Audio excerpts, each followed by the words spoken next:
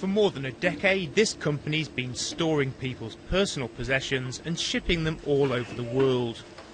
Seeing firsthand where people are opening businesses and sending staff, it says it's a barometer for the health of economies. And a couple of years ago, those trends saw it close its headquarters in Hungary and set up here instead.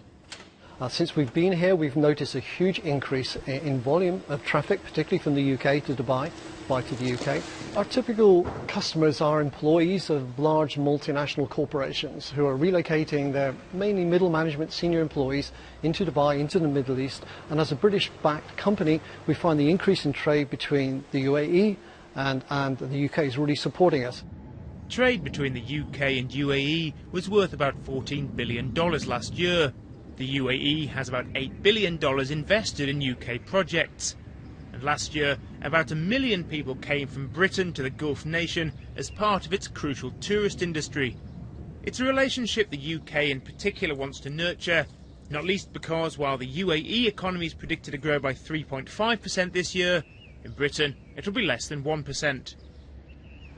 Big UK brands, from shops to nightclubs, are a common sight here.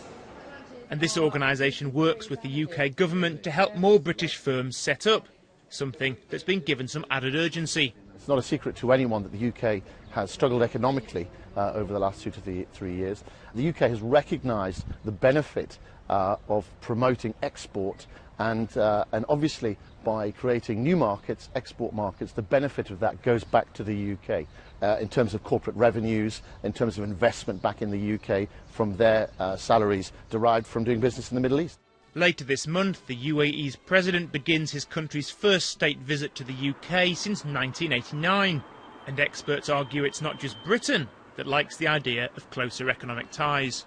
It's a mutually advantageous relationship. The Gulf has excess capital that it's looking to deploy, both in terms of investment, big ticket projects, private equity, but also in terms of its consumer demand for products, UK goods and services, education, tourism, these kind of things. The UK, on the other hand, has a need for this capital. The government in the UK is very much in austerity mode. The economy is depressed. Domestic demand is weak. They're looking to boost that export sector to lift growth back up, and I think it makes a lot of sense to be looking at the GCC markets where there is strong demand. Not everything's rosy. On a visit in November last year, UK Prime Minister David Cameron was forced to defend lucrative sales of British weaponry, including Typhoon fighter jets, which critics of the UAE's human rights record said shouldn't happen. But occasional controversies didn't deter London's Mayor Boris Johnson visiting this week to drum up more investment. The biggest infrastructure project in the English capital right now, the London Gateway Deepwater Port, is being developed by Dubai's DP World, which has put in about $2 billion. And the Mayor wants more deals like it. This is a massive investor in London, and just look at what's happening already in our city. After the Olympics, we've had a fantastic post-Olympic glow of confidence and investment. What I'm doing now is talking to investors here about some of the other things that are going, and they are fascinated, particularly in the opportunities in housing investment and in infrastructure. Back at the warehouse, they're starting to feel the impact of another business trend, the UAE being used as a springboard for firms to operate in other wealthy Gulf countries, as well as emerging markets like Iraq and Afghanistan.